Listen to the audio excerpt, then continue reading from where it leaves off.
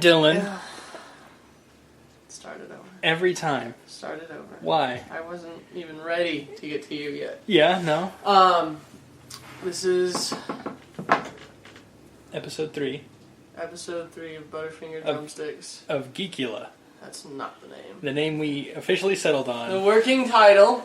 That Will is now doing. Which could very quickly be changed to the Butterfinger Drumstick Nestle Drumstick Podcast, where every episode we review a different drumstick. So by Nestle. Are we going to start every episode with you not liking the name? I love the name. The permanent name? I love our name. Okay. Who doesn't love drumsticks? Oh, God. Nestle drumsticks are amazing. Anyway. Moving on to how much we appreciate Nestle drumsticks. No, okay. First topic. Hold on. Let me enjoy this drumstick on the podcast for everybody. I wonder how well it can pick up you just making love. Devastating that drumstick. I always devastate my drumsticks. So I have some follow-up. I have a follow-up. Okay. In the last podcast, we saw that Goku and Frieza faced off. But did Goku win? So in the last podcast, I said Pan sucked, but I didn't go on to say that I love the movie Pan. Yeah, we genuinely enjoyed the movie Pan. A lot. It's a lot. Like I'm still not really sure why people don't like it. Like it was bad timing, I think. Yeah, like it was a jarring movie for sure, but like we got on board with it real fast. And I'm a Peter Pan fan, by the way. I love the actual book, the sequel, the official sequel that got released. I love Peter Pan. I love the mythos, the story, the idea between Hook and Pan. I'm not just some guy that showed up and went, Pan's good. I mean, I love Peter Pan. The movie was really built up in my head, and it met all my expectations. And I'm the opposite, where like I like Peter Pan, but I've never delved that deep into its mythos. Like everything I know about Peter Pan, you've told me. Right. And I enjoyed Pan quite a bit. Yeah. So it's good. It's a good movie. Yeah, we were the two opposites going in, and we both came out liking it, and then just the reviews sank, and it did ban the box office, and I don't get it. I really don't understand. I don't know. There's weird movies like that. Yeah. But my follow-up, my first bit of follow-up is when I was editing, I edited the previous 2 podcasts this weekend. And I noticed as I was going through them that I do a thing that I hate when people do, which is I have a phrase that I say a lot. I kind of mentioned this to you, but I just want to talk about it on the... Go ahead. I say "to be fair." Yeah. A lot. Okay. More than... Again, and the only reason I noticed it is because our friend Matt was visiting, and when I was explaining comic book stuff to him, every time I said a weird thing, and he went, ugh, I went, now to be fair. And I did that like 3 times in a row. Right. And I was like, oh, do I just try to invoke the law of fairness every time somebody checks out of my... Probably. when I'm talking? I go, no, to be fair. And I realize I do it too much. And I also... It's not as bad, because I don't know what I'd do instead of it, but I also say I would argue and I would wager. Right. When I have a point to make. Yeah. There are words I like to use that I try to force into my conversations, but I don't think there's any phrases I rely too heavily on. Yeah. And I guess it's never really...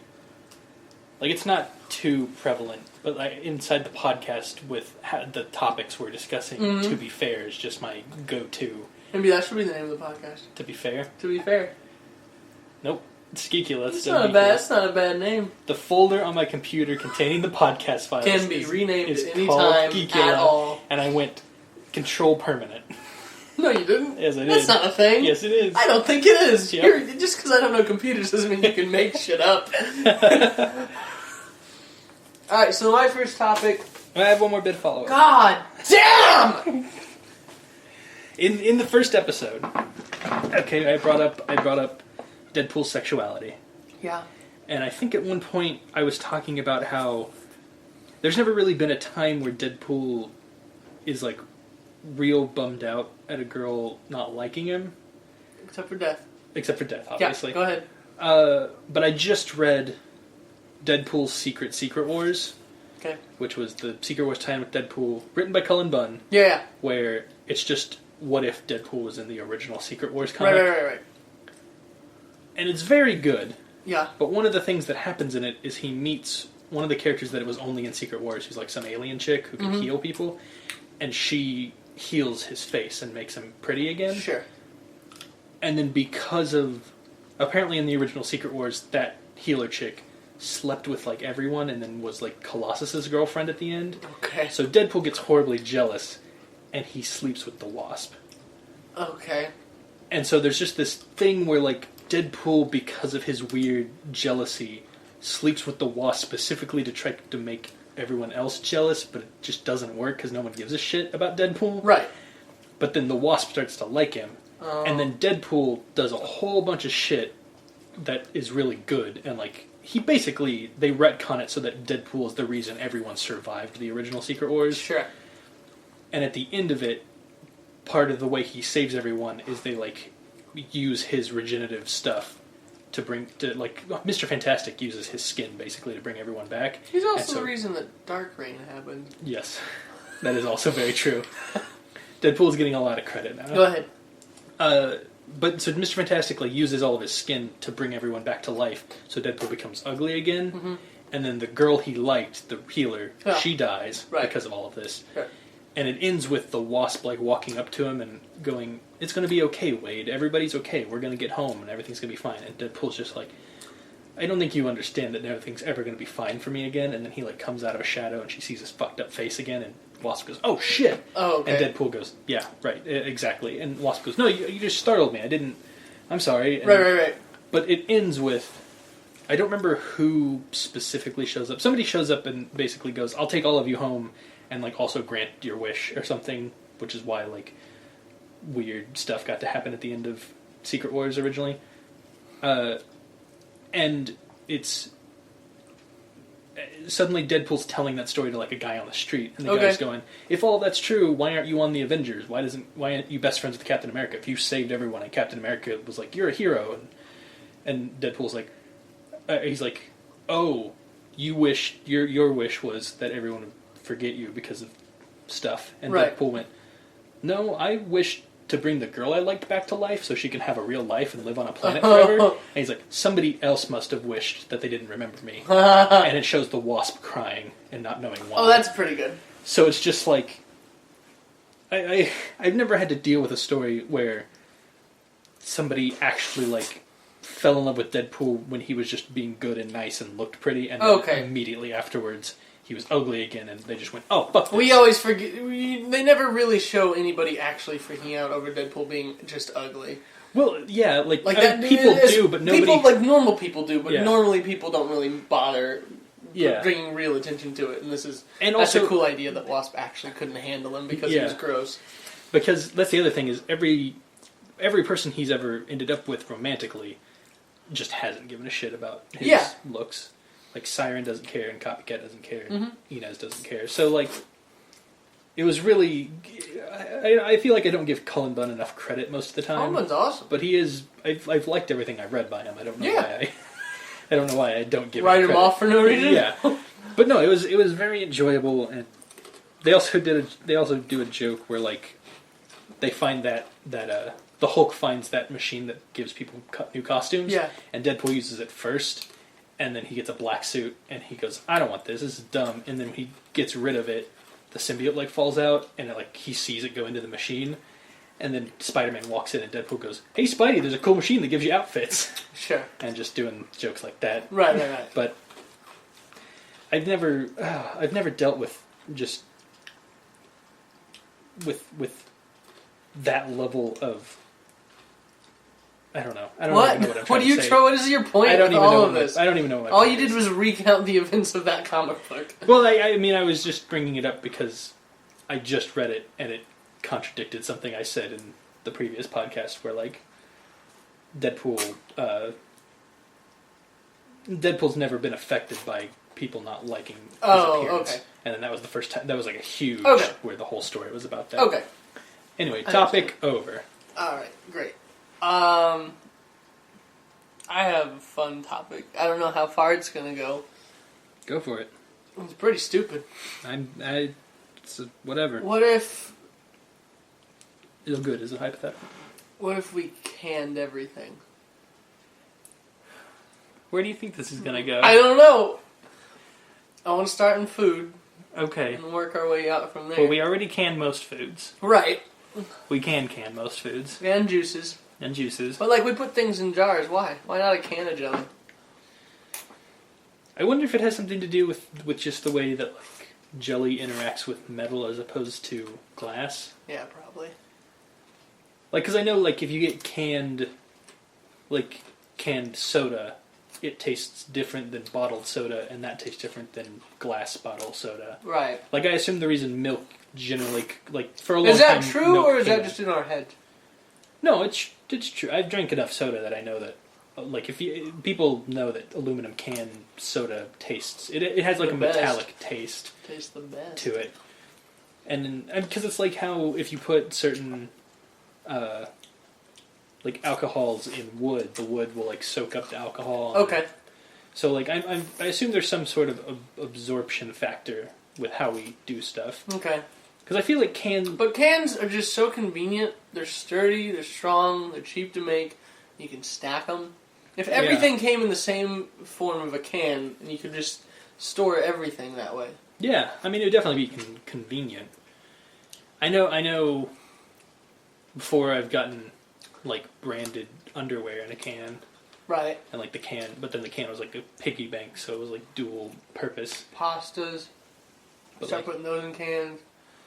Like just dry pasta or already like cooked pasta in cans? Well, we already do cooked pasta in cans. I mean, yeah. Yeah, that already happens. So just a small can of uncooked pasta. Everything's in cans. So you just open the can and then you dump the whole can. That way everything's got a pop top. Or you just pop top stuff. I like that's the best thing in the world. Yeah. No, yeah, you have a point. But I guess... Clothes could come in cans. Clothes can come in Toys could come in cans. The problem with clothes coming in cans... Nothing. Well, it would just be once you take it out of the can, are you ever going to put it back in the can? I don't know. Or are you just going to store it like normal? Like, no, that's just how they store them in, like, shopping centers. Sure. But wouldn't you want to like be able to see the clothes? Like if you want to try on clothes beforehand, you wouldn't want there to just be a section of like here are the try on clothes. Everybody wears the same T-shirt. Yeah. Yeah. That is an issue. I mean, I guess if you have... But if we were in a can-driven society, maybe nobody would give a shit. Maybe not. Like, when does this take off? Well, this sounds like a thing that like should have already have... Like, I think we're past the point where it could have taken off. No, I know, that's what I'm saying. In the past, where did canning become the biggest deal? I would say... Half would be the 1800s, right? 1800... Well, I would say it would have to wait until, like,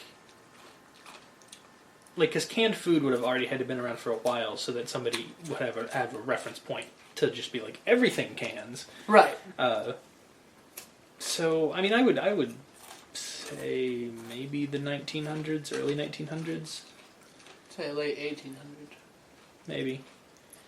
I mean, also my brain just fucks up when I try to think back that far, because I know, like, industrial shit has existed for a long time. Yeah. But in my head, it's like, the 1900s is when technology became a thing. In America. Yeah. But, I guess... I mean, that's not even that true. No. At all. But I guess it depends. I guess it would have just had to been Whoever was already in charge of like the aluminum trade would have just had to have been like, cans a bigger deal. We're gonna take it's like how the automobile industry took over, and that's why we don't have trains. Sure. Is the guy in charge of cans was like, I have all this aluminum over here, and I need to use it.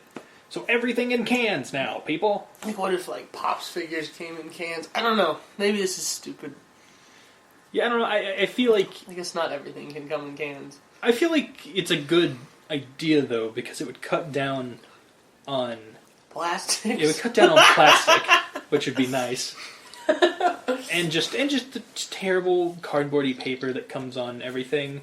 Like if you just walked through aisles and there was a picture on the front of it and it's in an aluminum can, you pop it out, you set it on a shelf. Right, everything's just labeled. And since everything's in the same type of material, you just throw that in a recycle bin. And right. Recycling's much easier in the can world.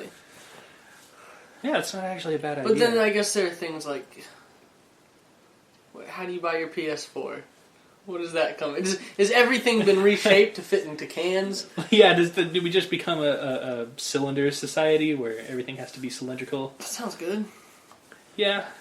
Well, wait, cans don't have to be cylinders, do they? I guess they technically... Oh, actually, I can't think of a can that isn't a cylinder. I mean, I've never seen a can that's not. I wonder if there is some sort of... Other than what you get sardines in. That's not even really a can, is it? Yeah, I'd call that more more of a tin. What the fuck tin. is the definition of a can? Does it have to be a cylinder? I think maybe it is. I think maybe cans are just cylinders. Yeah, because if they weren't, they'd just be metal boxes. Yep. That's weird to think about. That's kind of weird. Oh, what the fuck? But you could do quite a few things in cans. I feel not like books. Yeah, you do books in cans. Well, but books don't come in stuff anyway. Like you just buy books off the shelf as books. But we were talking about putting clothes in cans. Yeah. I guess there would be certain things you just wouldn't want to put in cans because it is just excess. It doesn't mean anything. Yeah. Like you could replace all plastic with cans. Okay, well let's try that then. Because then... Because like all action figures could come in cans. Sure. And it would curb the weird, like... mint condition, we gotta keep it in the box thing. Like, you can't see it inside the can. How would you prove it's in the can? You just have to take it out of the sealed. Can. Yeah. What comes in plastic? So like like, okay, so what, you would replace all the stuff that you have to, like, you know, you have to have scissors to cut the plastic off this thing. Right. So everything that has that would just be in cans. Yeah, so like headphones could come in cans. Scissors. Like all electronic wires and stuff.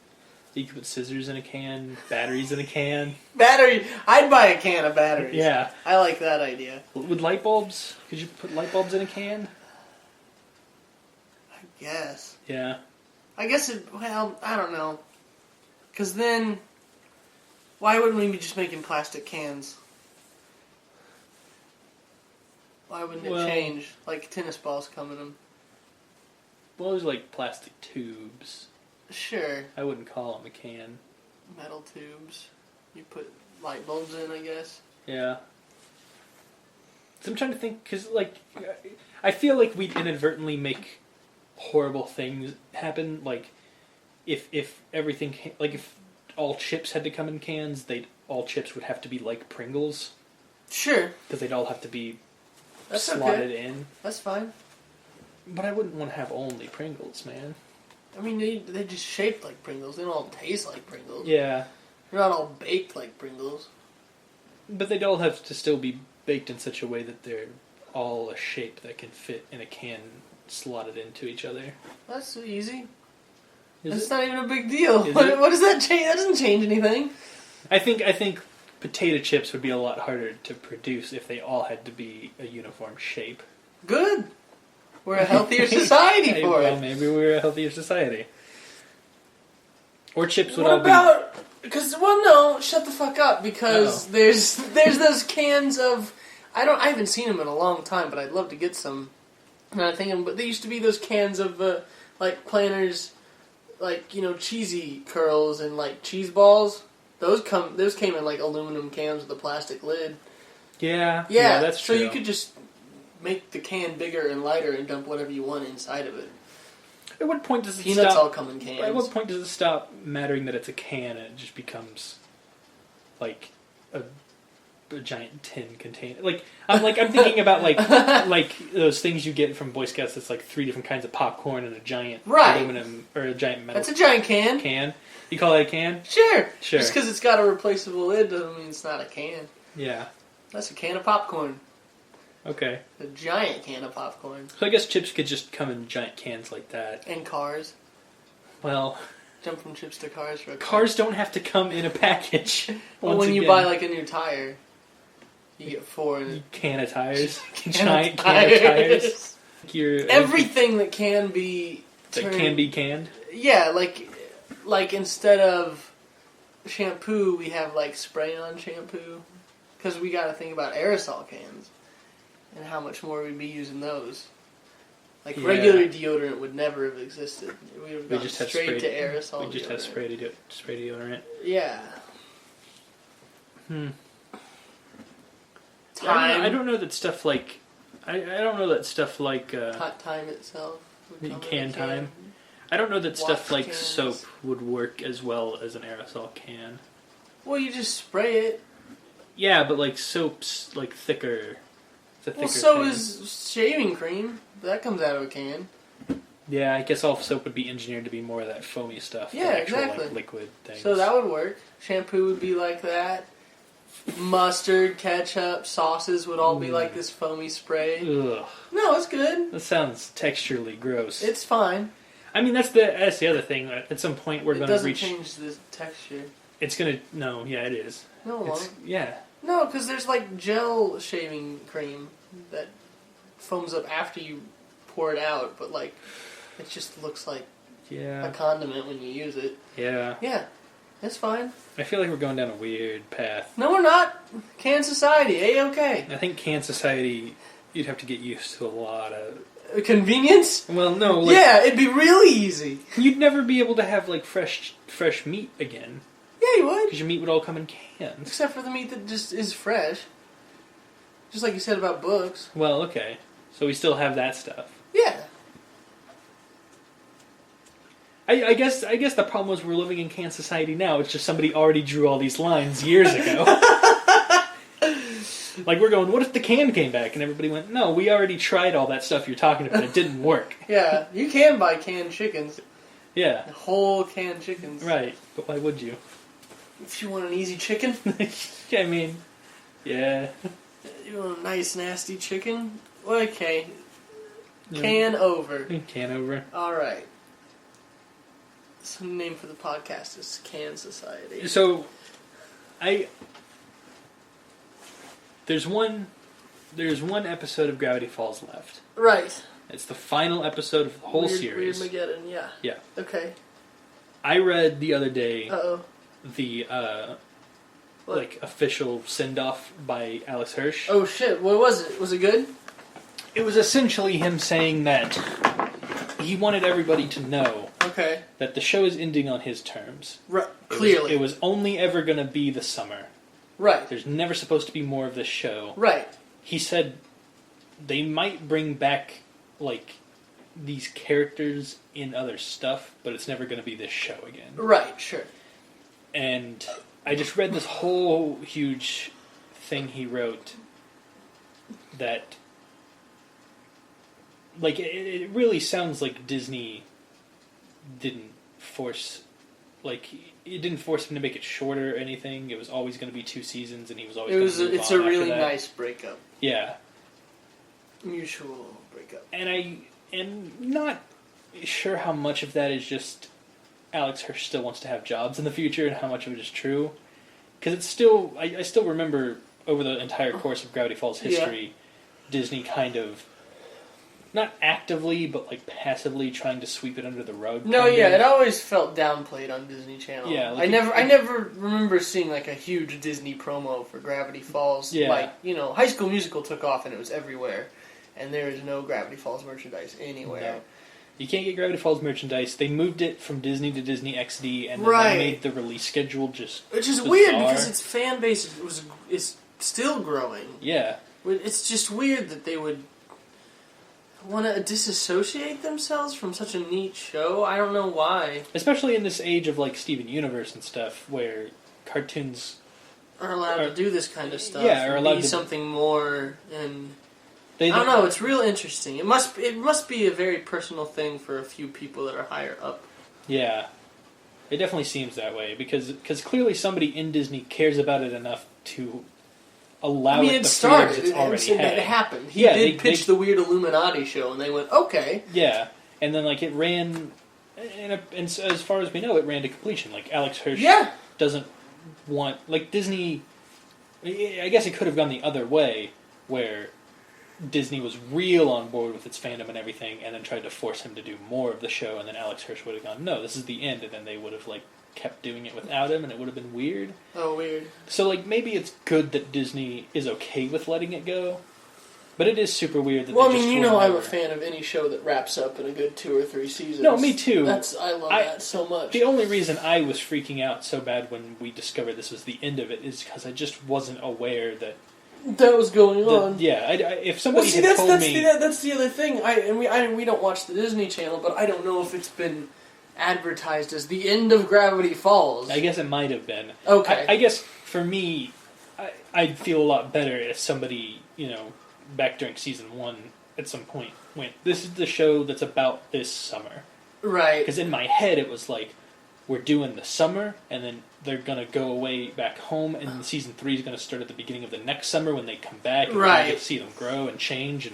But no. And it was never if it was never intended to be more than this summer, then I'm fine with it. I'm glad it's getting to end on its own terms. Okay. And I'm really on board with Weirdmageddon. Weirdmageddon is the most satisfying thing I've ever seen. It's very good. It's fantastic. And, I really like Alex Hirsch. Yeah. And I really like his approach to stuff. And it seems like maybe he's also really glad that it's ending because he's not only the showrunner, but he's like half the voice cast. Sure. And it's a very stressful job, I would imagine. Sure, definitely. I mean, like, he has that in common with Justin Roiland, but Justin Roiland apparently has always been searching for his big break, and now that he has it in Rick and Morty, he's just like, we can't ever stop. Right, sure. I have to do this, I have to ride this wave forever. Right. But Alex Hirsch is like, I've made a good thing, and now I can go do something else. Right. Because, he made Flapjack, didn't he? No, he didn't make Flapjack, but he worked on Flapjack? I think he did with Justin Roiland and another couple people. The guy that made Flapjack has a weird long name. Like the actual creator. Yeah. But yeah. Yeah, I think the reason that the reason that all of those people are friends is because they all worked on Flapjack together. Flapjack is this weird show that never mattered to anybody, but created a lot of people. It was a pretty good cartoon. No, it's awesome. It's a great cartoon. It's just nobody ever gave a shit. Yeah. And it just kind of went away real fast. Alright. You ready? I'm ready. You ready for topic number 2? This is my last topic. Alright, so this is another... all my stuff is just hypothetical shit.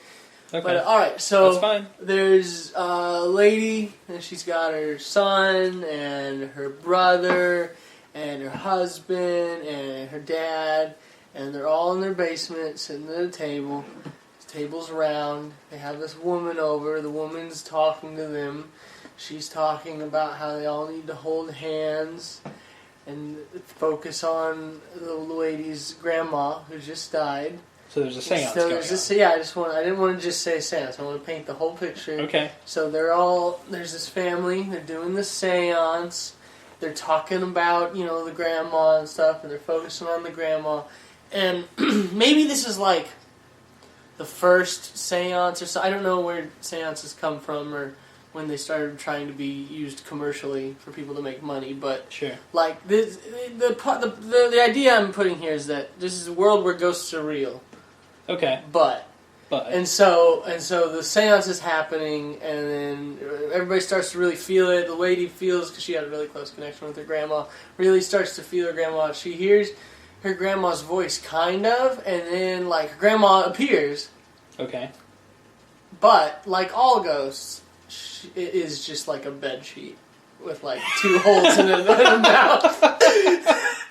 But like it's still really emotionally powerful. Sure, okay. And it's like, oh my god, it's Grandma! And like she's crying, but then it is just like a hump of a bed sheet that just goes woo or something. Like, I think. I don't know if it can talk or not, but maybe it can just make spooky noise. Maybe it just makes the spooky, like, clap Halloween effect, Halloween decoration noise, but that's, like, ghosts are real. Okay. So, totally. Yeah. But they're not threatening, they're just bedsheet ghosts. Okay. That's all it is. There's tons of still reality ghost hunter shows, but they all end the same way, with them telling some horrible story about a haunted orphanage, and then just like 5 bedsheet ghosts. They run into them, and it's just people going, "Oh my god!" And like you see them in night vision, and I don't know how much that changes ghost stories or Japanese horror movies or. Like the Ring, Samara's just a bedsheet ghost, and The Grudge, it's just a bedsheet ghost. I feel like you've created a world in which ghost stories just aren't part of spooky stuff. They're anymore. not scary. Okay. I feel like you've taken away. No, you know what would happen? I bet. Okay. In that world, everything would still have played out the same. Okay. But there would be some ghost movies that still just use the bedsheet ghosts because they're like trying to be accurate or whatever. There's no twist in The Sixth Sense because Bruce Willis has always been a bedsheet. Yes. But then you'd have other movies that are trying to be scary that would like go, but what if ghosts weren't bedsheets? Right, yeah. What if they weren't bedsheets, but like, why would anybody say that? I don't know. Well, it's like how... How did the bedsheet ghost become a popular thing? Man, does that mean we never get Beetlejuice? Why would we not get Beetlejuice? Because Beetlejuice is one of those movies that makes fun of the fact that ghosts could be beds. Like, like... I guess that's true. Beetlejuice wouldn't be entertaining at all. Beetlejuice would just be a striped bedsheet. What if With Michael Keaton's voice. What if the joke in Beetlejuice was instead that... What if bedsheet ghosts could look like people, and they only appear as bedsheet ghosts to spook us, or like to communicate with us? So like the movie that's still not Beetlejuice. That's just a different. That's just a movie. Well, it's made, but it's not Beetlejuice. It's still Beetlejuice. No, it's not. Just all the parts where they're interacting with people, they have to be bedsheets. It's not all Beetlejuice. But the rest of the movie still plays out normally. I don't think that's how that works. I think it does. I'm trying to think of an example. What of determines that... what is bed? Like, is it literally a sheet, or is it an ethereal form that looks like one? I feel like it's still like. Or are there some that are like floral print? Like, are there actual sheets? I still think they're white bed sheets. Oh, okay. But yeah, so it's like your arm still goes through it and stuff. Well, no, yeah, definitely. But yeah. I was about to ask what determines what kind of bed sheet you get. But I think that it's still all just be white bed sheets with 2 black eye holes. Right, sure. I'm trying to think of an example. Oh God. Sorry. I'm trying to think of an example of something that already exists. That there are movies that are like what if movies. Okay. About like, what if this thing that 13 Ghosts wouldn't be scary and weird. No. What else is I guess it would be stuff like, it's not as prevalent, but you have little things like you have The Invention of Lying, a movie that's like, what if there was no lying, and then lying suddenly was a thing. Okay. So like you'd have ghost movies that are like, ghosts are bed sheets, but what if they weren't? Like yeah, is that your reaction to it? How much of a part of religion would it be? Since ghosts are everywhere. Well, I guess it would depend. I guess it would depend on how. If there's like if is there a 1-to-1 ratio of dead people to bedsheet ghosts? Oh, it can't be. It can't be. That's too much. Yeah, that's too many ghosts. That's. Also, too many ghosts is my favorite movie. That's too many ghosts. Can bedsheet ghosts just show up whenever they like? Since ghosts are real, but they go in and out of invisibility. Yeah, so the seance was just the seance from your hypothetical was just one example of. It was him making a lady show up. Yeah, they like called a specific. I guess the ghost to living people ratio is the theoretical ghost to living people ratio that there is now, where you're only a ghost if you actually need to be a ghost still. Yeah. Like it is still haunting. So like unfinished business or like brutal strong emotions. Yeah, all that shit. But does that mean that the grandma they summoned, was she a ghost that was already around? Or no, because seances are getting a hold of people that aren't still around. So you can summon people from the afterlife, but they just show up as bedsheets? Well, everybody shows up like a bedsheet. Yeah, that's what I'm saying. Yeah. It's like you can still call people who have already moved on to the next. Well, then, yeah, I guess it would have to... Well, but then if they still can't communicate except through just ooze, like, nothing would have to change. Right. Like, I guess you never get any info from them. I guess the only thing that might be different is since we have proof that there is the best version of the movie that you can make is a guy that dies, but then gets brought back through EMT. EMT? What is it? I don't know what you're trying to say. You know, EMTs, they're the emergency workers that bring people back to life. EMT. Jesus, yeah, okay. I thought you were trying to say something. Emergency medical technician? Yeah. Is that what EMT stands for? I thought you were trying to, like, those devices that ghost hunters use to detect ghosts. God, no. He gets brought back to life through doctors and the miracle of science. Sure. Yeah. But he died for a second, so he can understand the ooze.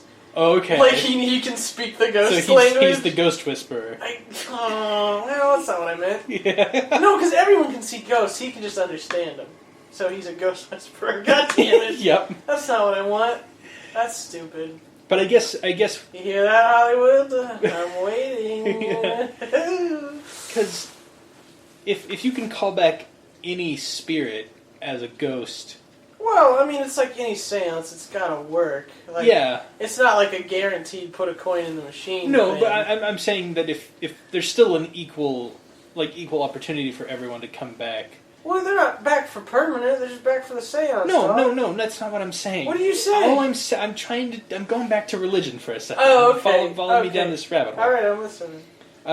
You can bring a person back, but like since nobody can understand them, like. But if you can bring someone back from all the world's religions, would people have to then like accept that there's only like one specific afterlife everyone goes to? Because like if you that's what I was thinking. Because then Christians would have to be like they would have had to have incorporated it. You can bring back Christians from heaven to be bedsheet ghosts, but does that also mean you can drag people out of hell to be bedsheet? Like everyone else on the planet is you're bringing people back from hell. Like it would just be this weird. Now that there's some amount of proof of the afterlife, everybody would have to deal with that in their religion, right? And also, have we always and I guess things would change a whole bunch if throughout all of history people could see bedsheet ghosts. That's what I'm saying. Because if ghosts showed up back in the early days of man, like a cave, like not a caveman. Caveman cavemen existed, but just, you know what I'm saying. I don't think the ghosts have any motive, so there's no need to coexist. Like one primitive man killed another primitive man in a murder, and then that primitive man just came back as a bedsheet ghost, and like for all of history, we've just accepted that bedsheet ghosts are. Can animals come back as bedsheet ghosts? Like bedsheet animal ghosts? Like Zero and Nightmare Before Christmas? Yeah. I don't know. That's really scary. Because... That's a really scary idea. Because then that also has horrible implications about... It has lots of horrible implications. Because then, like, the movie All Dogs Go to Heaven is a very different movie. I don't know. I really want to see that ending of King Kong. Yeah. Where he falls and dies and there's just a giant bedsheet over New York City. That can't do anything. It's just very loud. Godzilla vs. King Kong's bedsheet ghost is my favorite Godzilla movie. Shit, dude. What? That makes the dropping of the bombs really weird. Oh, gosh. Yeah. Man, we brought it down. Well, you mentioned Godzilla, so it's your fault. I didn't mention the atomic bombing. Mentioning Godzilla is literally the same thing as mentioning the atomic bomb. Do you think there's ever going to be a point, or have we already reached it? Is there ever going to be a point where people don't understand the significance of like Godzilla and stuff to Japan? Like, I think you're right. We've already reached that point. Well, yeah, we just watched the movie just came out. Well, no, that point got reached when they made the Matthew Broderick movie. I was gonna say, is that the movie where finally like But I mean, even watching that movie, when Godzilla walked through Taco Bell for extra large drinks, yeah, it kind of lost the original meaning, brother. I don't mean has Godzilla himself lost the original meaning. I mean, are we going to reach a point where it's so disconnected from that event that people like just when don't... Godzilla met the Taco Bell dog? No, I mean for people watching it.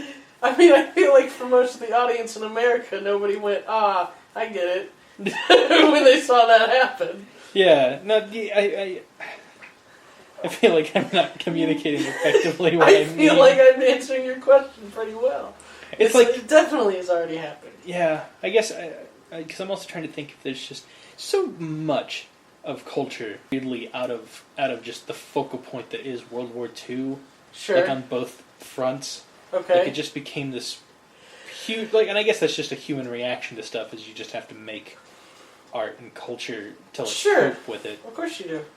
But it's always strikes me as so weird how much art and culture came out of it. Because the same thing happened with 9/11, where we have a whole bunch of weird stuff that has like latched on to 9/11 as like a focal point for like, here's where this new culture strand began. Sure, definitely. And it seems mainly to be, because I can't think of anything like super happy that happened that has done that same thing. Where like there's like one really great event where everybody went, there's like time, like I guess like the Summer of Love and stuff kind of did it. Sure, there's that. But there's not a whole lot of happy focal points to culture. Like globally. Yeah, definitely not globally. Well, yeah, okay. I mean, it's everything's hard globally. Like, because the weird thing is, like, the focal point that is the World War II part of culture for us, that went global only because, like, American cinema made it so big, and then other cultures took our cinema and...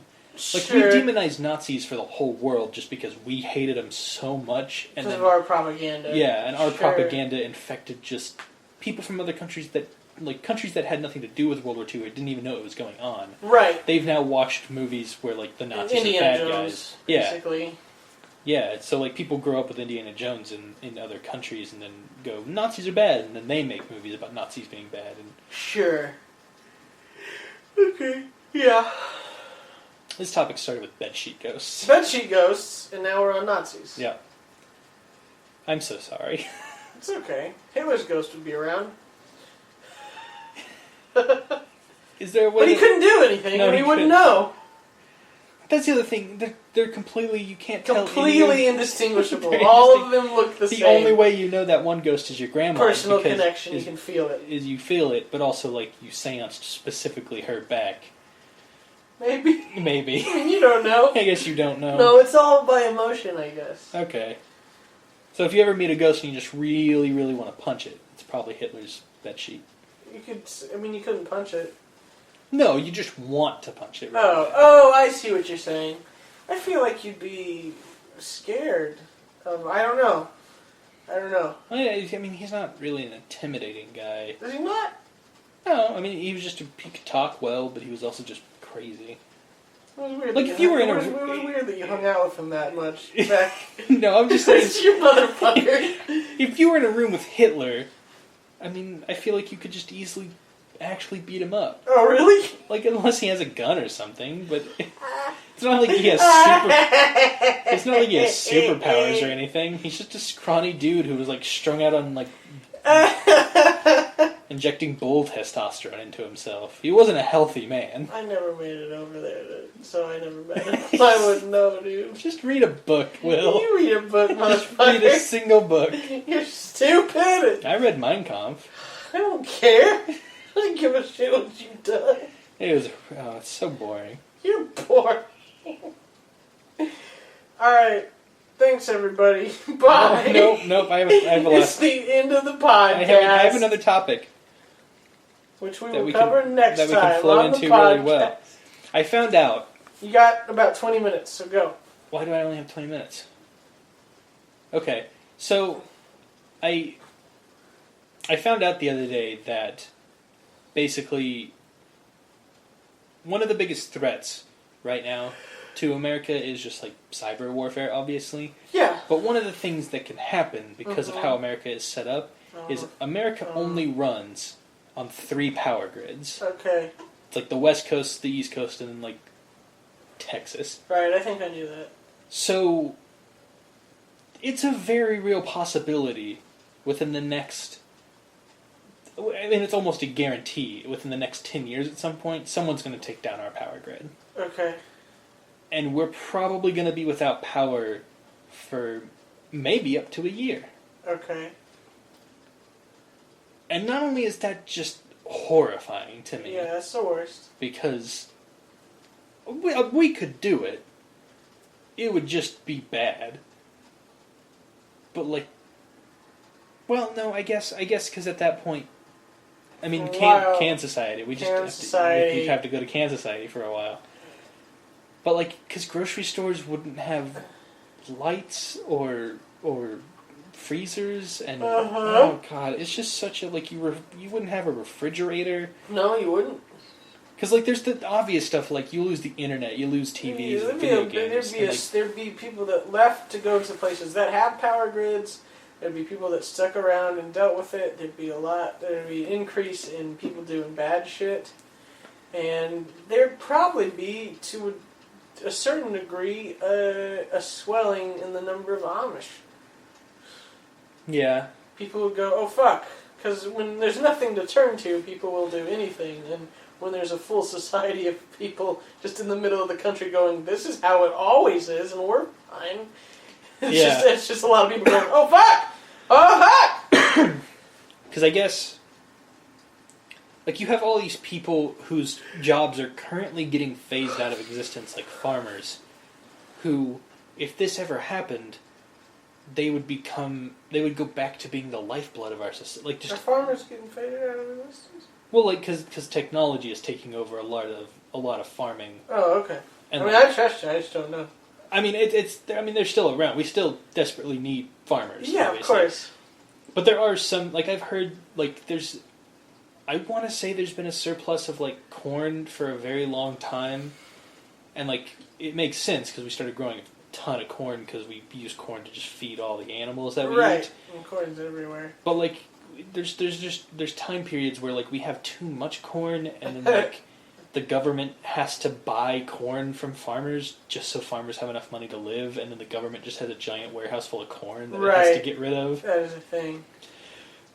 But then we go to blackout year, and it's like, I mean, they made that show Revolution that was just, what if all the power grids went down, what do we do? What happened?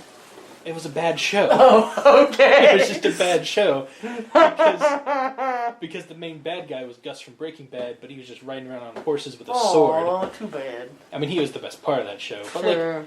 But then, because the show also doesn't commit to its own premise, because like halfway through they reveal that like that they didn't really like shut down the power grid. What they did was like they just broke all of the stuff that already existed. That's what I figured. And then a guy like plugs in a thing and goes, "We can bring it all back." And it's but society does just kind of immediately crumble into like, you never think about it, but imagine you just have to abandon cities.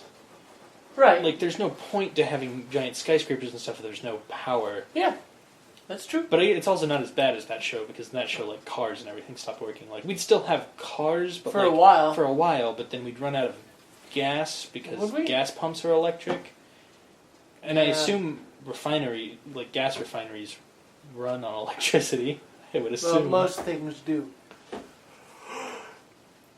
But the other thing is, like, our power grids, like, if you shut down the grid, like, how do you plug in back? Because, like, shutting down the grid, I don't think would power down, like nuclear facilities could still run because they're, like, self-sustaining power.